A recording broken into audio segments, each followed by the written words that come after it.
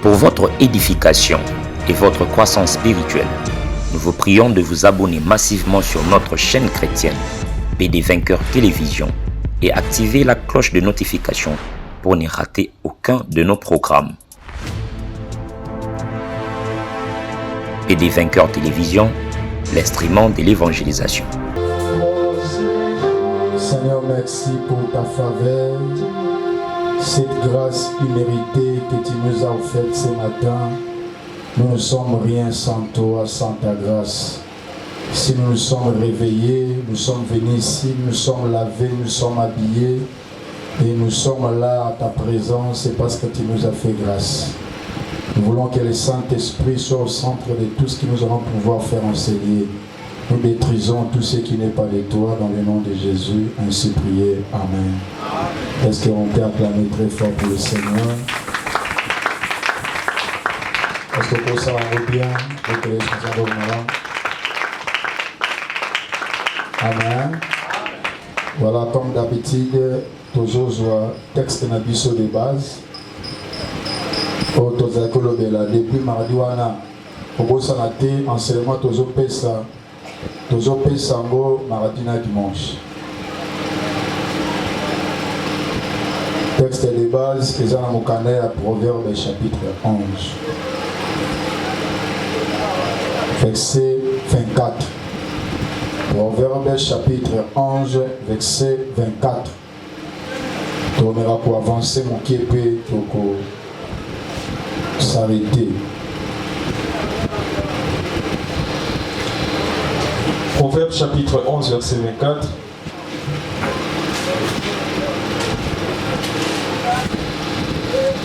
La Bible dit, tel qui donne libéralement devient plus riche, et tel qui épargne à l'excès ne fait que s'appauvrir. Amen. Amen. Merci, je vous en prie de vous asseoir. Merci beaucoup. Je crois que bon, cela m'a fait ça me son micro.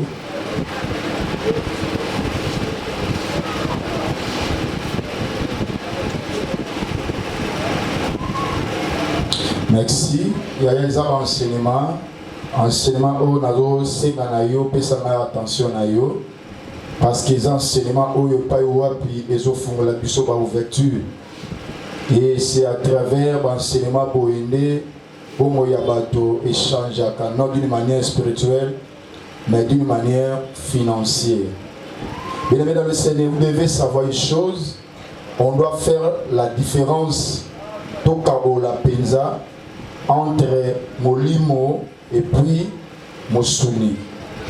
Exemple, Moussou na vie et c'est ma biso, totia Mosuni, totia maïe la classe, totia courage, mais biso to côté ici par là en langue nakati. Exemple, Moussou et c'est ma moutoua s'est déplacé que ça la demande d'emploi quelque part. Il est à côté ici retraite. Donc, les chrétiens, ils ont la divergence entre ma cambo et c'est ma Mosuni. C'est tellement important. Il y a des choses et c'est surtout semblé là. Il y a des choses et c'est surtout gêné, mais aussi et ça dans ma cambo oyo ils ont c'est un moutoir gêné car c'est un moutoir ça un déplacement allons quelque part vers quelque part en sorte que faveur est accompagnée. Bien le Seigneur depuis lors toujours qu'on apprendre toujours yekola na Italie la puissance de l'offrande. Nguya ya mabonza, to ya likabo. La définition qui par définition une offrande c'est un don qu'on offre à Dieu. Parce que dans le qui n'a qu'à dire mot offrande, il y a le verbe offrir. L'offrande to likabo ezali likabo o tozo pesa et pas ya nzambe. Tozo pesa ngo. On les a définition. Il y a le dictionnaire français. Mais dans la définition biblique, offrande par une définition biblique, et ça dit quelque chose où nous remettre pas ensemble. Nous remettons l'offrande parce qu'on ne donne pas à Dieu, mais on remet à Dieu. Nous sommes ensemble à Pessibiso. Pour toi qui n'y a pas de choses, nous sommes pas ensemble. Ce qui est place au vent de Kobeta, Tolo, Namakasi na yo, no bala, Namakasi na yo, no bota, Namakasi na yo, no Tongandaku, Namakasi na yo, no somba, Waneza yo, Oto yebi, Ata Tonga, Oto zuilelo, to zwango na grâce anza. Mais lorsque tu ne peux pas ensemble, tu es au son qui c'est la mukole loko loko après sa mission. Il y a un moment où Jean Bazolo va tomber au Tinda Finanza, Bazolo Babina Yaki na Mokilo Bolumu. Yaki ne loko te nyoso na zui ango et pas ensemble. Nzambe na pesina yango. Donc c'est tellement important. Mais pas sa mission dans la main. Dans le Seigneur la rato zongi c'est ensemble loko après sa mission et pas au passé comme la rabiso. Tu lia ka sans équité, tu lata ka sans équité. Même s'il y a un problème qui nous arrive, tout ça va sans inquiétude. Mais s'il faut que zongi c'est la mokolo loko naie et comme elle a vu ce problème. Donc qui cause des années, les a satananda sarablo andemwana. Satananda sarablo andemwana parce que le diable a dit malamu que panier offrande. Et ça dit lié il y a l'ipamboli. J'avais dit ça. Panier offrande et ça ici kabatu ba fongwa maka. Panier offrande et ici l'église fongwa maka. Pour y ba destinée église, pour y ba future église, pour y ba ngona épece li batu bazo pese. Cela ne veut pas dire que ça et pas ensemble ba millions tant aux gens en motete, mais to zongi c'est l'ensemble nenga zo pese la biso. C'est-à-dire zamba pese biso combien, toi na combien pour tout ça là il limite il y a 1000 francs, limite il y a 500 et on pese pas ensemble. Mais le Seigneur, Toba qui offrande a des objectifs. Voilà pourquoi le diable le combat. Pourquoi? Parce que si tu peux offrande bien à l'église Nabiso, tu peux atteindre des objectifs. Le premier objectif, Toba qui est ça que l'église Nabiso retourne à Malam. Vous savez, l'église Otoye Diwana va tourner à Mabonza. Ça dit Bakimbangiste, témoin de Jéhovah, ainsi de suite, bâton. L'église va témoin de bâton. C'est-à-dire, avant de boire, offrande thé, avec au salaire don ensemble. En dehors, offrande à Pessiton. Et ce sont des églises qui tournent à Mandengouane. Biso Lilo et Salara, Pisa Bongote. Il y a des églises, ils ont tourné à Makate. Ils ont avancé à cause de Miloroan. Est-ce que tu peux imaginer que ceux qui t'ont décidé, na bango mususu basala ngo parce que kuna sata na bumbisa bango moins biso de ba bumbisa biso po yebi que to ko émerger lorsque tozo pesa non seulement l'église pour avancer mais aussi nzamba kopambola biso par rapport au tozo pesa parce que la kati ya offrande o eza caché eza richesse. La Bible dit tel qui donne libéralement il devient riche. C'est que richesse et pas tellement la kati offrande.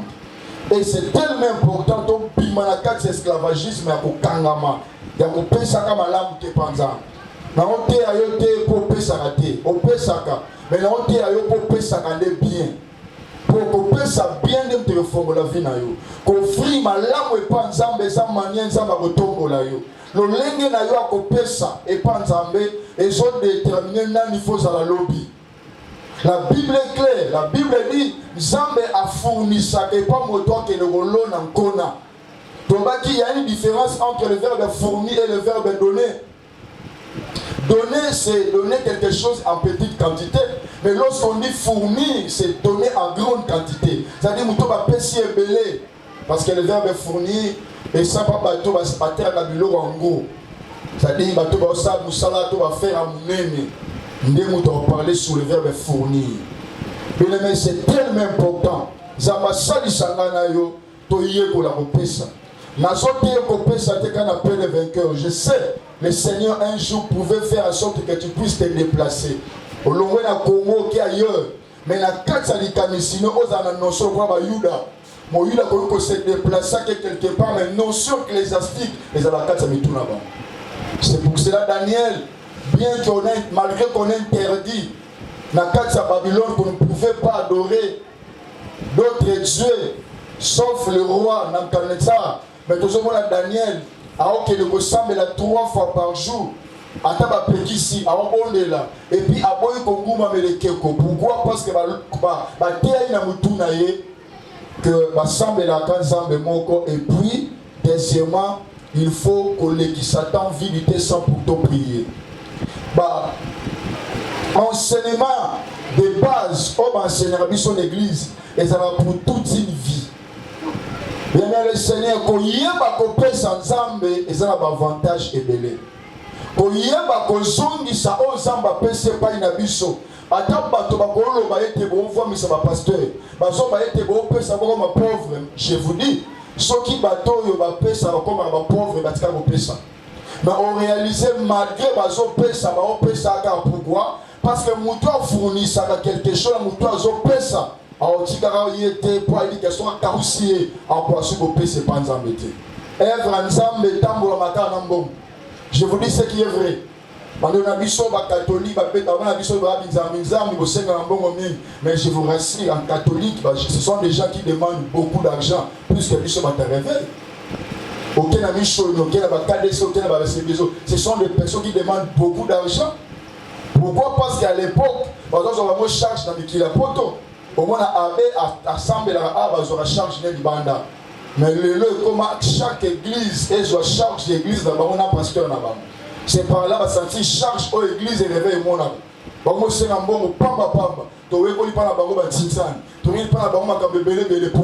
Parce que va comprendre que l'église n'a pas de temps et c'est un fombo.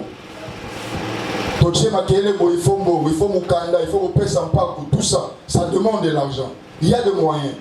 Mais le Seigneur, c'est tellement important de savoir offrir à Dieu. La Bible dit tel qui donne libéralement. Donc le mot libéralement veut dire simplement librement sans fonction. Sans que franchement, et ça c'est comme si quand je suis entré de voir pousser ensemble, pendant le front et ça va passer. Pourquoi ne pas enseigner les enfants de Dieu? Pas comprendre donner. Tu se rends compte sur ce niveau front, il y a panier de bapesi malade. Na on paie ça 10 000 francs. Na on paie ça 5 000 francs. Tu vas payer si bien. Mais sur le billet on paie ça n'est pas au canissé là. Tu vas payer si mal. Mais qu'est-ce qui fait que mon pas comprendre le texte qu'on paie ça et elle va retomber, tu vas revenir belé pendant. Mais le Seigneur vit à ton sein l'église, on ne peut pas te forcer.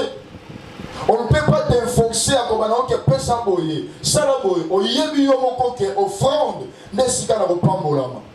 Et on a dit, quand est-ce que tu vas savoir que aux envoûtés est bloqué dans mon lit ma pauvreté? Et ça lorsque, pendant les moments d'offrande, on sentit qu'il y a un kilo noudé pour la repère ça bien pensant. Au lieu de la sonité na yomoko, tant que on peut s'offrande pensant, même voisins na yozo ka son collection bon on peut s'entendre. Ce sont des choses qui montrent réellement que on peut ça va bien pensant. Offrande ba bomba en côté. Au monde, parce que le monde n'a les alikabou ya mawa. C'est pas prochain à eux. C'est normal, au cours de l'accent de côté, la cabine fait Christ, moi je ne peux pas chanter ça chez tout le monde. Mais pas Zambé, il faut payer ça. Je vous ai dit lorsque notre frère Salomon, alors que nous offrons 1000 ngombe et pas Zambé comme offrande, à Bomba qui a noté. Alors que na mili ngombe boyo twazo mona to pesa mais comment yo ozombo mona offrande au final moto on peut pesa panza au final moto on offrir panza ozo comprendre que ozo se condamner yo moko mais le Seigneur ko se condamner pour rien.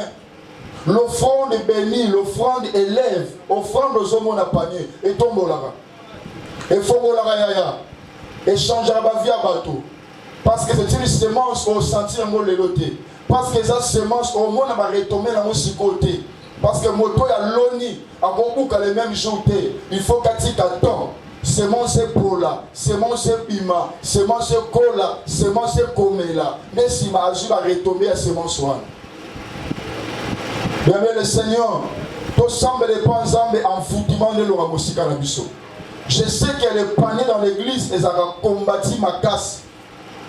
Na kati ya panier église retongama na kati ya panier ba fina biso le pambom yango moni pourquoi ba bundisa ba panier tel qui donne libéralement il devient riche mais moto azo bomba na excès c'est lui là qui sera pauvre.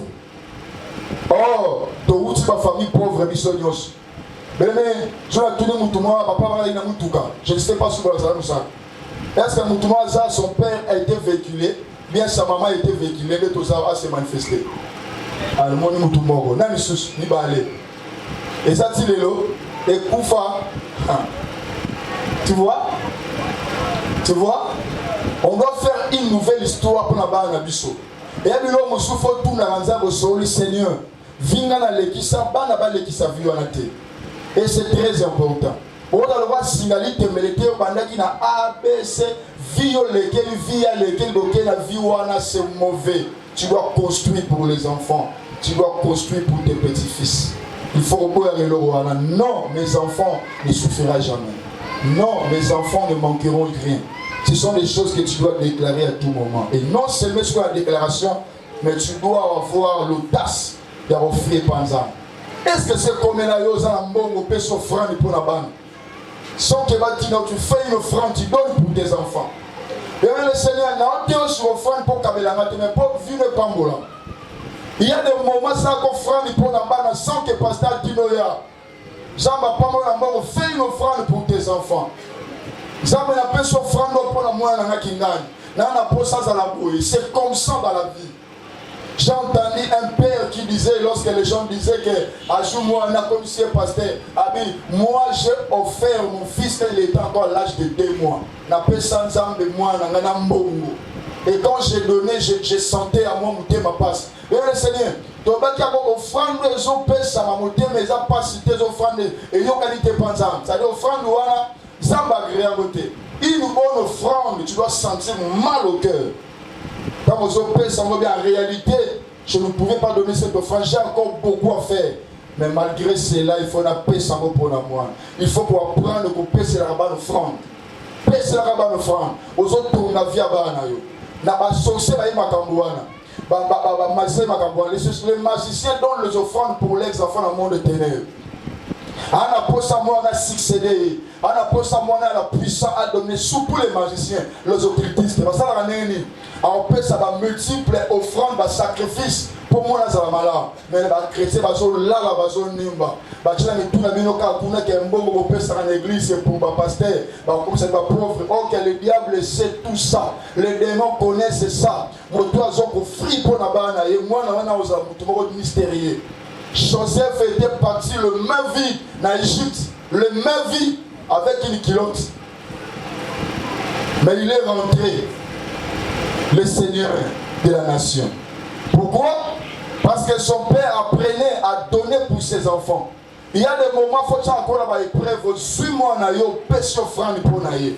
Pas une offrande à 3500, mais pêche à l'aise. Non, une offrande, j'ai dit. Dans le pêche qui passe. Ceux qui disent fait ça, il passe, gloire à Dieu. Dans le cas de l'homme autanté, nous sommes en 2000 francs, il n'y a pas si point jouer en autant, on peut ça et 2000 francs passe, gloire à Dieu. Mais moi je sais que dans le franc, autant au péché qui passe, examiner, au bon terre au pan boité. Là, on a très bien compris, mais ça va nous créer aux alentours de bon côté. Et là, les autres, pauvres, je vous dis ce qui est vrai. Mais il souffre. Jusqu'à comme mon colo, j'ai vu un mémé, même si vous lobby. On peut ça mon colo sur 36, 37 à l'IPA, à Melati, à Bapeli pour l'auto dans côté. Nana, mais ma zo prendre charge à mon colo nanda kuna bango, balé ça n'est pas mémé. Mon colo, c'est pas une raison que ce robot pas au sungayo, non. Moi na cause na penser au sungayo, mais sur la zone côté. Voilà pourquoi tu dois déjà construire l'avenir de tes enfants dès les bas âges. Continuer à l'école, mais aussi offrir des sacrifices pour ton enfant. Sacrifice à prière, sacrifice à mongo, sacrifice à éducation. Aujourd'hui, on a mis au socatina pour le bas à la moute. À ton koufi, bon, on soit naïe. Héritage, et ça raison de tirer la monnaie parce qu'on peut aussi les ravir. Batumi, batika, ma pangou, les lots, et ça, bah, je vais papa. Moi, je construire l'avenir à bien pour la barre. Je vous prie, maman, papa, parents, tu dois construire l'avenir de tes enfants. Et ça ne passe lorsque maman dit moi en école, on peut 100 francs. Au moi en église, on peut 400. J'ai appris lorsque j'avais dit que moi, là, il y a 100 francs en école qu'on souhaitait. Au moment donné, on peut consigne qu'il y a certains parents qui ont acheté nos francs. Donc il y a des gens même reprochés.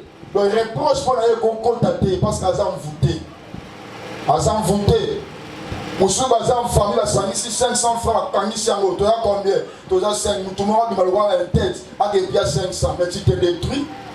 Moi, je suis un passeur, moi, je suis un facilitateur, j'étais dans son mot pour le beau à la moto, c'est ça le travail que le Seigneur m'a donné. Il y a aussi ça, il y a pas la beau à la bien. Tout ce que je peux donner, je le fais. Le Seigneur en est témoin. S'il y a quelque chose, je dois le faire. Et s'il y a une remarque, dans le salaire au cap, non, ça n'a pourquoi penser que là, mon ezala. Vous voyez bien, quand on a mal amitié, papa va se payer à Bisso. Vous avez mal papa à Bisso. À Bisso. Moi, le ligament, la note à papa. C'est comme ça aussi les pasteurs. Quand je vous prêche, quand je vous conseille, tu peux dire pasteur Loba Loba. Oui, c'est normal, non, moi, non, moi, le la yote. Mais même ça, un jour, quelque part, tu vas me donner raison. Amen. Amen. Tu vas dire à toi, pasteur, la raison. Si on a un bouquet, on comprend, donner les offrandes pour les enfants, ils peuvent savoir 500 en groupe, 1000 francs en groupe. Même les enfants ne connaissent pas. À moi, la différence vraiment que la classe n'a 2000, mais qui est en groupe, na 500, qui est dans mon église. Ils ont enseigné quoi dans la. Tu vois? Amen, l'église. Les enfants saints, les enfants que nous voyons là-bas, et puis les enfants sont les repos pour les parents. Pourquoi on va répondre à Bisso? Prends soin à Bana, Sali Sabango, Suna Bango. Apprenons aux enfants comment offrir à Dieu. Comment offrir à Dieu, c'est important. Pour la seule minorité, les frères à 1000 francs à classe. Et quand on a 100 francs au TIE, mais l'école va être un bon bien. Et c'est comme ça que les enfants sont détruits. Vous pensez comment l'objet église est à la Quito? Vous pensez comment le docteur de Mosika, comment on a pas Molama lorsque nous ne savons pas offrir à l'éternel? Copé Satan. Frère Salomon dit, n'a pas un zambe n'a pas été jamais. Il faut offrande écouter. Je vous ai dit le verbe écouter veut dire quelque chose qui a de la valeur. Et là on a zopé à la valeur on a mis son zamba. Même ils ont apprécié zamba c'est bien.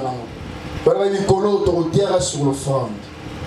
Tortière sur l'offrande. Amen. Alléluia. Nous sommes salons bien. N'a pas le belayo. Reproche, l'idée, il y a pas salambo. Quelque chose de nouveau c'est bien.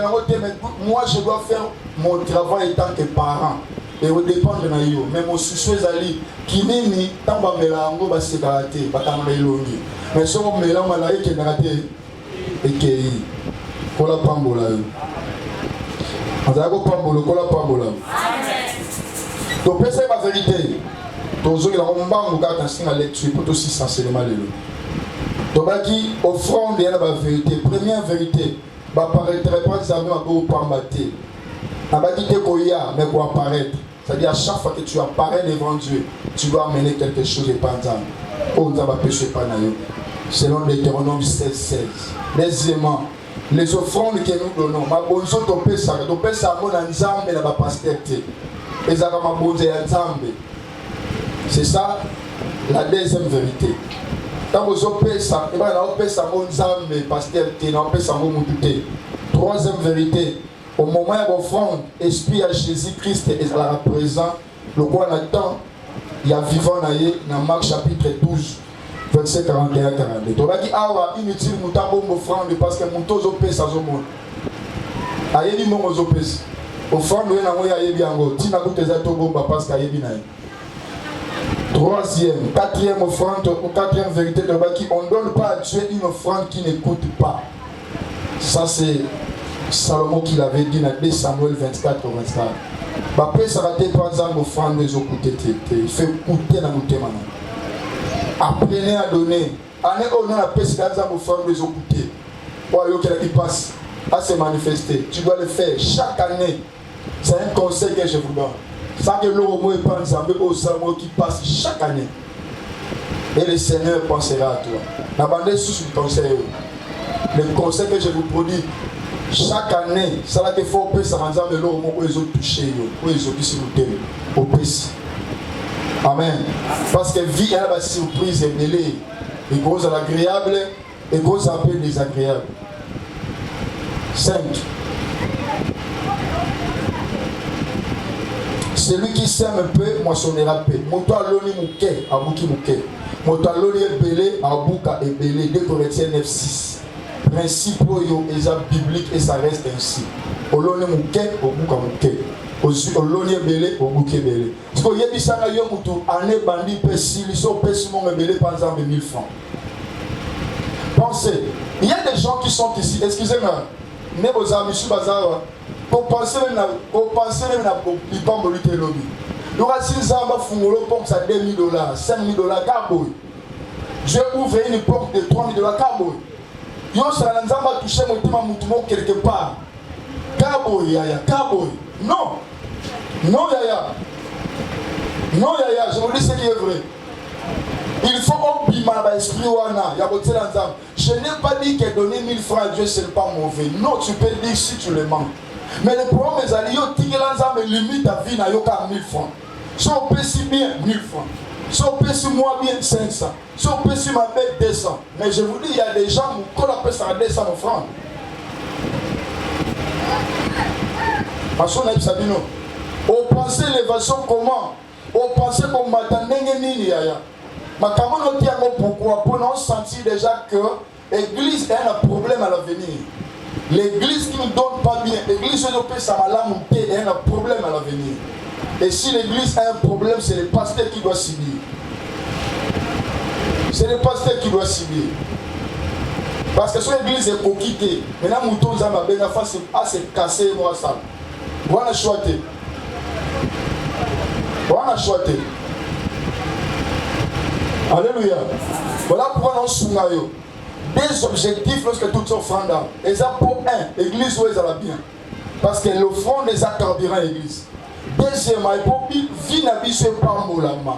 Mais le Seigneur, pour te faire sortir la vie la vie sur la carte de pauvreté, où elle a carré, l'offrande. Offrande, je vous dis.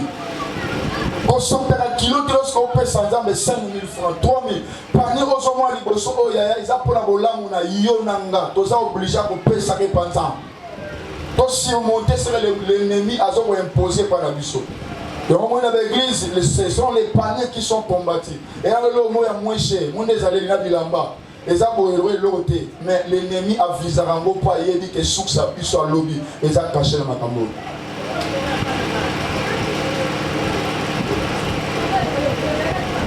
Donc, mardi sur les choses où ils ont ça la queue, bon frère n'a mis dans la puissance. Comment on peut dire que les choses, l'offrande est puissante. Donc par là qui mardi, offrande que nous donnons, tant que nous c'est pas ensemble, et ils ont pour multiplier les revenus na biso. Bien aimé dans le Seigneur, une bonne offrande. Je sais qu'ils sont tout au près sans offrande. Ça c'est vrai. Mais une offrande qui coûte, comme Salomon avait dit, une offrande dans mon pays, écoutez. C'est vrai, chaque jour, on ne peut pas donner une bonne offrande parce que tu as souhaité le léguement. Mais je voulais te dire, dans le bateau, comme ça, mauvaise offrande inhabituelle, multipliable. Mais c'est tellement important de le savoir. La loi de la multiplication est cachée dans les données. Jésus-Christ n'est pas un abisso, il devait donner Jésus. Et lorsque Jésus a commis offrande pour l'abisso bateau, et Jésus s'est multiplié. Donc, comme il va dans Nzambe est belé. Et là, on sur la vie possible, tu dois multiplier les choses. Mon peut sans Nzambe, te révo peut sans Nzambe. Dans le révo peut sans Nzambe $100, te révo peut sans Nzambe $100. Au rêvant au père de médecin, rêvons peut sans âme le montant non peut santé. Et à Moussou Bana Bota Miti à Kona peut sans âme $50. Après, ça va $20, $30, $100. Rêver au sang à Makamou, on a un santé dans Zambé. Il y a des choses qui touchent Dieu. Il organise Salomon. Si à personne dans 1000, non, mais Zambazani qui a eu trouble, alors à 1000 il y a en abondance. C'est-à-dire fumer son matin, la tourne dans en abondance, ça va fumer du bosso. Il va aller, si na 1000, à tourner tellement, à une bouteille ici, à ici, Salomon a placé à il y a des choses qu'on doit faire à Dieu pour nous assister par bénédiction en abondance. Ça, Et ça principe pour les avoir. Et ça ne change pas. Même si vous changez l'église, vous changez le pays, le principe est le même. Bien le Seigneur, si vous avez la vie, batuba sunga kosa kosenga yekola kobenga faveur yanzambo au moyen de l'offrande, une bonne offrande. L'offrande qui touche le cœur de Dieu. Au forcété, d'une manière simple, les gens seront touchés. Batuba aussi ma bon kabela yo, bazo sunga yo, ba porte ye fungwama, santina vani ye moko, bazo ba mokonzi, likamwa senge pa ina yo. Ana trop pesa ye, pourquoi? Parce que moko il y a lingango mi. Église il y a lingango mi. Kutu ye mtatongango. Na limite ye moka tong église mo bibate. Na limite c'est que a pesa ki bilora mutuyo za remarquable. Pour atonga synagogue mo bibate. Les un langage. C'est que bato ba pesa ki pour la construction temple, il y a pesa ki makasi. Et ça dit qu'est-ce que faire remarquer babi ana droit. Ataye toke pas Tabita. Tabita était morte. Mais c'était les gens qui parlaient à sa faveur. Pourquoi offrande? Son lit offrande à yo, bien le Seigneur, il faut savoir donner. Et pensant offrande à ma lame. Et les gens, Dieu touchera les gens. Au forcété, il y aura la faveur qui va t'accompagner. Mais le Seigneur, pourquoi? Parce que mon toit touché mon thème ensemble. Ensemble la tourne a touché par Toba et Pambola. Mais ce qu'on fait, on a touché mon thème ensemble. Comment vous pensez Zamba touché par Toba touché mon thème en abyss? Parce que tu vas y avoir le problème. Lorsque tu as des offrandes habituelles, oh, message ensemble, non, on peut se laver. Au tient déjà ligné. C'est comme quelqu'un à ça quelque part dans la pharmacie. Va passer d'aller ligné. On va y aller à 100 000 là. Deux abonnés, au lieu de 1000, ok, il a 1000 francs, l'église au péché franc, 3000 francs, un point train. Au ça dépasse à devoir en bon côté, un point bas. Et c'est comme ça que nous vivons aussi. C'est comme si Abisso va imposer Abisso, ok, il y a de l'eau, Abisso, donc ça va m'abeiller pendant. Et nous devons attirer la faveur et pendant.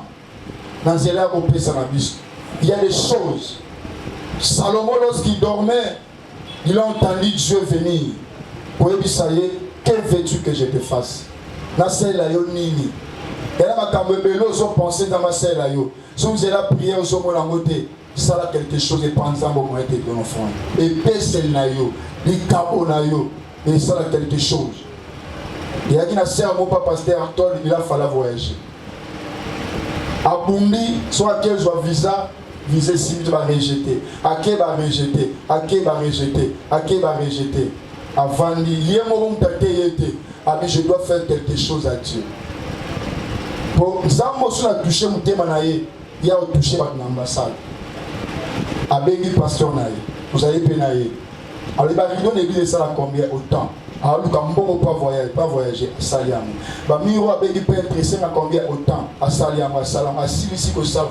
Document, si va rejeter. Mais ma béni à partir de l'ambassade. Il y a un autre revoir dans le document. Ça qui repose à ma langue. Zamba mystique. Quand tu touches le cœur de Dieu, tu vas toucher le cœur des gens qui sont pour le tout. À son rideau, à Dieu petit, c'est un lélo à voyager en France. À Kenya, comment? So va dire non, ça m'a lu que mangenge, ça me semble un peu pour nini, ça me la nini, ça me la lembi. Il y a des choses qui sont limitées à la prière. Nous gagnons dans les cabots, ça dans les cabots. Ah, bah tu m'appelles dans les cabots. Tout le monde comprend, les gars? La bande, les mamans, on va se simiter la jeûne et prière. Nous gagnons dans les cabots. Bah, tu m'as gêné tellement trop milongué. Contact. Alors, pour ça, on a un jeune azate. Et il y a Lucas Zambe Bogoti. Dans mon pépé, ma casse. À Kena moto. Dans le tremblement. Oh, Kenzamba, pas terminé avant mon douce. Il y a des choses qu'il faut Lucas Zambe partout. Lorsque cette sœur a fait cet acte, Babengi est en ambassade. Et Lélo en France. Zambali a la prière. On a posé l'acte moro généré. Il y a un pambola. Sinon, tu es retourné si Kamoko. Et on dit offrande, il a toujours combattu parce que le succès va y aider. L'os a caché, mais si tel qui donne libéralement, il devient riche. Sa vie va changer. les choses qui t'empêchent, Kangami, fais quelque chose à Dieu, qui t'écoute. Où ils ont Kangayo, où ils ont lié, Salomé Panzan, Pessamé Panzan, et le Seigneur te fera grâce. Moi, je connais un papa qui était malade. Il a dit à pasteur, Nana, ma parole, si je meurs, je perds tout. Mais si je suis guéri, nous allons aller. Si ton Dieu me guérit, nous allons encore nous parler au moro. Nous allons l'épreuve. Et le pasteur a eu courage, a eu un intercesseur, a eu un recensement, a eu 4-5 jours sans relier. Et quand on offrande, ça motive les hommes de Dieu à jeter. Voilà que tu es normal. En tout cas, le pasteur Kaboula est normal. La bandeli, ma Kaboula offrande, ça motive les hommes de Dieu. Hein? Boli misanga ba bandeli. Les Kaboula offrande, ça motive. Parce qu'on a dit que Mouto a zobé la wana, hein? Asimba ministère financier, a dit au matin. Mais là, oh Seigneur, Sanda Managé. Gloire à Dieu. Il y a un dit ma maman, Zamba Obate la yo, Obika. Voilà. Pasteur Abia, Papa Bandela, Abina a 3 parcelles. Église et adorateur. Si on a Koufi, je perds les 3. Mais si on a Biki, parce qu'on a gagné. Si on a Biki, je vous donne la personne partiellement. Parce qu'il y a des tomate. Choisir, matin, prière. Pasteur Abito Kitanango, Sunzama, ici, ce que si vous kenne, il faut réagir les coquilles. Et net, va prier, va gêner, tiens, bon. Dans le dit ça y est, ok. Tant baillé. Petit contact, il y a un esprit au catinaï. L'esprit, elle sort. Tant dans ça, 5 jours à gêner. D'abord, ça nous met. À où m'en donner? Abina Talaboy. Eh, papa, ça peut se me livrer. Offrande, yaya, ça ouvre. Aux alibos, on m'a cassé, t'es colloque, t'es dans le thème. Tant que t'es pensant, tu vas retrouver faveur. Pour trouver faveur, tu dois maintenant toucher le cœur de Dieu. Il y aura Batubalingangate, Bakabelangate, Nasaneni, Nasuni Batu, Basumangate, Golabote, Yosande Bolam Panzam, Muta Toucherezana, Yobanda Likolo, Yena Okita, Triangle, Tanta. Banda Likolo, Yen Samba Okita, soit Kitna Batouana, Baroya Verrio. L'ipamble à triangle, pan. Yolingara, Yona Yora, Tanta, Tenzamba côté, Basumangate, Vinanga Boy, Bakipangate, qui pense à Menanini. Au pensant à changeant pour l'église, car Bakipangate, Bakipo Neni. Bakipo Neni. Et là, mon Kondimago.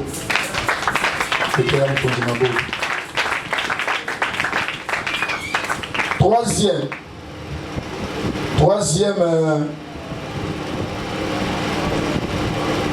chose, eux ont la puissance en âme, l'offrande.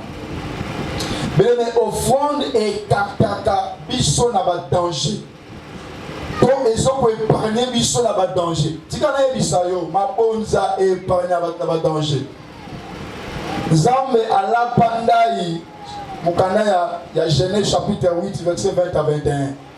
Dans la pomi mokili baby et Cindy, nous allons comprendre que vieux pour nous joyer malam, il faut offrande. À qui a bâti hôtel, à jouer à ti offrande, à tourner. Zambe à l'oka solania makala, banata mababel, ainsi de suite. 40 ans après en vous là, à wana soania maté. Oh, yana atala Noé. En tout cas, Noé musuno lesinga na boutique la suko goma mokili na moto na mai. Tu vois, offrande. Il y a certaines choses qui passent dans vos familles et on le voit lorsque vous comprenez qu'il faut donner l'offrande à Dieu. Mais si vous comprenez tes passes, la réalité, vous savez, vous avez un combat spirituel. Il y a des gens qui savent que vous offrande aux hommes. Mais je vous prêche tellement. Il y a certains combats dans ta vie chrétienne, dans ta famille. Au monde où vous maison l'ongoté, ça mis ça dans la famille, à l'autre chambre. Maman a dit que 4 grands montants. Nous t'entendons 50, parce que vos frères nous voilà pour eux, on va que nous picoler là. Mais c'est fait le frère à 1500 dés. Aux frères, je vous dis. Le frère au PC qui nous te suit. Pour n'aller que même dans Salomon, tu as appelé 5000 mais à la qui n'était. Tant que tu m'as dit, avec qui on va même mille, avec la qui n'était. Ça mis sa famille. Au tchabo, oh, bah, on s'accède à nos familles. To sanksi bon pas offrande des gens la capacité au bon muto la famille na bino tani mutu mo a telema kana famille en otage au cheli mbo moi j'ai go prier vivre pour faire loin il y a des choses il faut changer image à Olukanta ma bo tema ma kasi au bout de la réalité musu ya vie mais au looking zambe mais de fois placer dans l'offrande na yo toza combien toza misal bon donc ça 50 50 50 50 tu sais wana avant que l'église to 100 000 pour l'amour. Pour un petit pasteur prier, là on voit qu'il y a amen, amen. Dans les famille qui a prié à mon boyer, il y a ma case. Alors tout le monde m'a auto sénat qui a prié on est signé, on trouve c'est la action de grâce. Au Tchèque il y a des choses au Congo Bongo. Il y a des dangers, tu peux arrêter les dangers. On peut arrêter l'accident, on peut arrêter Ango, et télémie.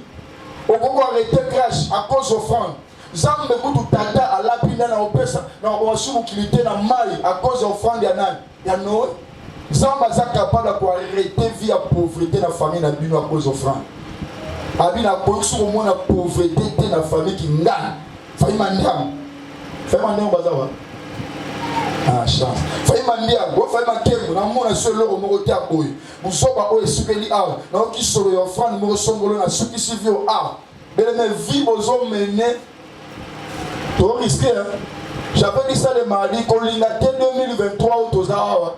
Et ça la photocopie 2022, tout ça, c'est qu'on n'y comme pas mentir. Au bout de l'année passée, on va chemin, on va aux angles, on va voler, au côté, on va sous même vie. Ok, au Sambélé, année civile. Oh, année civile, bonne année, sifflet, au côté, on va sous ce qu'on vit donc il une vie en répétition. Même vie, rien ne change. Rien ne change. Même les jeunes filles, tu peux donner une offrande à quoi arrêter via ces bannes à vie aussi. Ce sont des choses que toi tu dois comprendre. Comment année 1er janvier, si aussi si 31 décembre, au cours de la relation sérieuse, il y a des choses que tu dois te fâcher. Même si il faut se dans la vie. De relations sérieuses dans zéro coutalité. Si on va tout remettre, tu vas ok, aux zombies, ok. Et tout le monde va y aller, tout le monde va y aller. Je sais, on comprend. Donc, ok, aux zombies, ok, aux zombies, ok, aux zombies, ok, aux zombies, 365,6. Tu dois dire non. Sans l'offrande, pas de sans dame. Vous zomo, dans zomono. Il y a des choses, au 100 000 permis, ils changent de forme dans le salle de la dame. Vous zomo, comme le cas. Tu vois, mascara, tu as le logiani. Hein, maman? Faut de tes Yanni. Au décorateur, de son dessiner crayon. Mais au décorateur, moi, je vais décorer l'unité. Son dessiner crayon, on dessinera bien. Je vous dis les choses qui me font trop mal, je vous dis. Il y a des choses, des fois, il faut soit temps pour réfléchir pour la vie dans le moko. C'est pourquoi ces choses, elles ont répété, 2021, si là, 2022, 3 les sous-sous. Ça, médicaments, aux amis. Aïe, aïe, aïe. Ah! Et ça, nous avons boité. Oyebi pambo liko la peso d'abord ça porter pour la pierre. Aux arabes si de tout pour le yebate. Kingo mwambe mwindo ngolo noir bien pemba bien. Pembe moko pour éviter ce ngeni. O mi yebate ce ko pembe nyoso walo kuta garçon moko ya bien te na tout ni question ngai pasteur non. Na ko na bokilo te avocat te, bokilo moko médecin te. Na éviter ce ko ezaka nini penza. Il y a des choses il faut dire non. Pour tout le monde, il y a des manettes, je suis le français de Timran. Ah, moi je suis médecin. Ah, non. Médecin. Ah, non. Zamba Salsa Bisso. Nabi, année 2023, tu vois, il y a des choses, il faut bien ça en tout. Il y a au gros cap, on qui peut pas sur ce micro, il y a cher, ensemble dans la ville, Tindote. Oui, je veux que la micro va cher, dans l'église. Oui, Père Bosso Minzam. Même si on le battait, il y avait les bossos flammes qui l'ont ça. Il y a des choses, il faut toucher Dieu. Mais le Seigneur, on n'a pas si pour ça. Mais si on paye les Seigneurs 200 €, on est normal. On a dit 300 $, on a bien qui 1000 € de traitement, on a 50 $. Au moins, on est normal pour payer. Le diable a dit que tu m'as payé. Il y a malade et devenu normal. Et on paye 100 $, on peut nous soigner sur la montagne. C'est ça. Nous sommes à Satan. Bêtises à vous en 2023. Ce sont des bêtises. Ce sont des bêtises, Yaya. Ce sont des bêtises. Et ça, bêtises. D'ailleurs, et ça, la bêtise, ce sont des bêtises. Il faut dire non.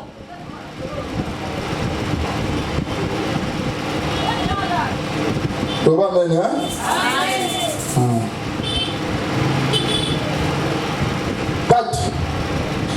Offrande à malamu épée sarabiso oyo le sambo épée cité.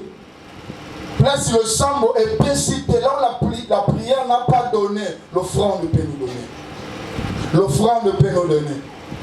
Lorsque tu lis le livre des 2 Rois chapitre 4 verset 8-17, cette offrande a béni la femme de distinction. Elle n'a pas prié. Elle n'a pas prié. Elle n'a pas demandé ni à l'homme de Dieu qui peut savoir moi je suis stérile. Non.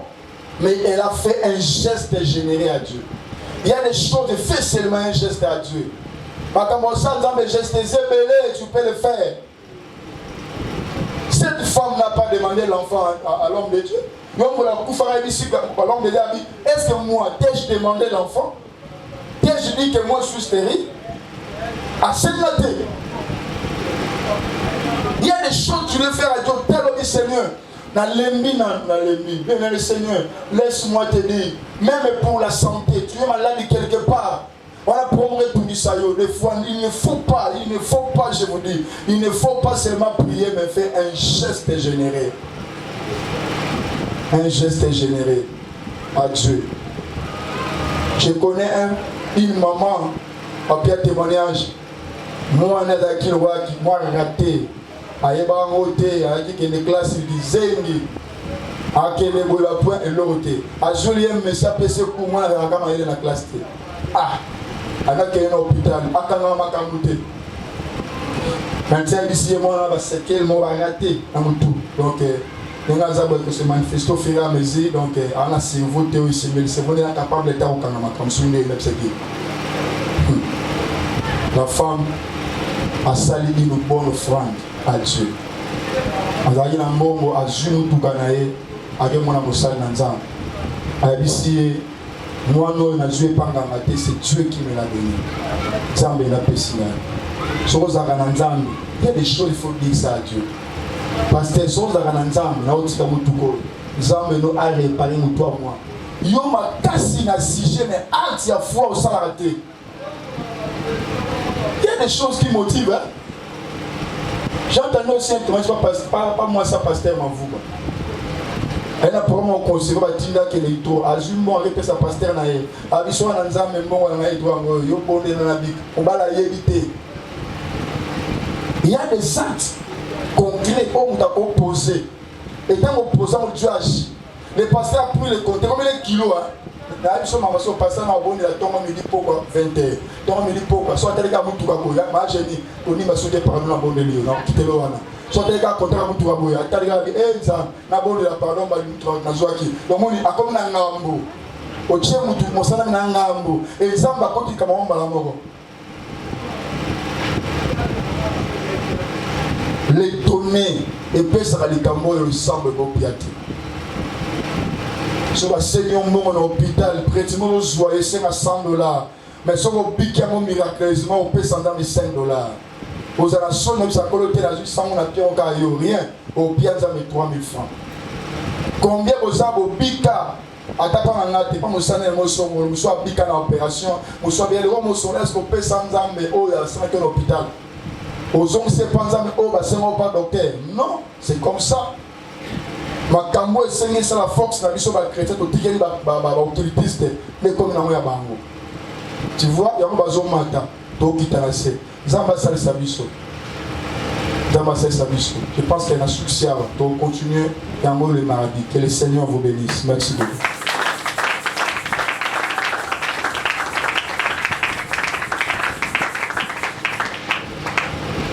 Toté mito sambe la toté.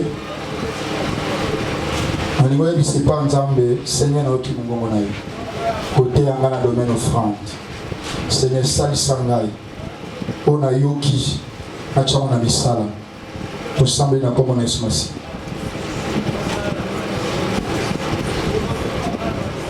Oh mokonzi ya kokamwa. Nzamba lola.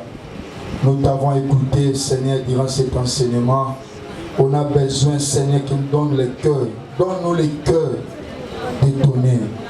Donne la possibilité à tout moment de couper ses panayo, parce que nous sommes appelés à le faire. Donner à chaque moment, Jamba Bomoy. Couper sa offrande à ma lame ou liboso na yo. Aux ensemble, ma coquine, so salisa bison zamba solo kabomoy. Parce que aux ensemble.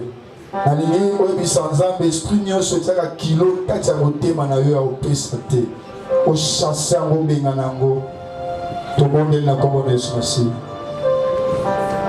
Salango bien, salango bien, salango bien, salango bien. Chandara babu sobrege Ikaba santa manabo Koribo sakapaya baba sante Undarebo sakapaya baba sike Rikaba inderebe bosondoro Ekapaya baba saka Koraba ikerebe bosinderebege Mekapaya baba sandara babose Koribo sakapaya baba Ondorobo santere babo sikerebege Zamba bomoy Zamba bomoy Zamba bomoy Zamba bomoy Zamba bomoy Zamba bomoy Zamba bomoy Zamba bomoy Zamba bomoy Zamba bomoy Salisa biso mokonzi Esprit nyonso ezo koempêche biso molimo ya pauvreté ezokanga biso oyo ezo koempêche biso koyeba kopesa epai na yo. Ça va offrir à Dieu. Seigneur tosengi epai na yo molimo wana ebebisama tokondane yango todestabilize yango na kombo na Yesu. Zamba makoki nyonso orebo santaya baba ilaba sakapaya babosike kondoro bosike reribo santa managa koreba sandaraba ike manderebe bosondorobo kondoro sakapaya babasike mekapaya baba santé. Seigneur Dieu de gloire, Seigneur merci. Tika banselement oyo tokobongisa ngote evanda kati na biso banselement oyo nzamba bomoi etika la libela toyekola kozongisa oyo ozopesa epai na biso toyekola nzambe ya kopesa bofrande mpona bandako mpe mpona bana na biso toyekola kopesa bofrande même si nous avons des problèmes les offrandes oyo tokopesa nzambe eganga liboso ya nguya na yo nabebisi mpe na temeli fox nyonso ya monde atene oyo koya mpona kopekisa kotia kale kotia barrière na biso kopesa epai na yo te ebebisama na kombo na Yesu Kristo etobondelaki amen. Betela mokonzi maboko. Pour votre édification et votre croissance spirituelle, nous vous prions de vous abonner massivement sur notre chaîne chrétienne PD Vainqueur Télévision et activer la cloche de notification pour ne rater aucun de nos programmes. PD Vainqueur Télévision, l'instrument de l'évangélisation.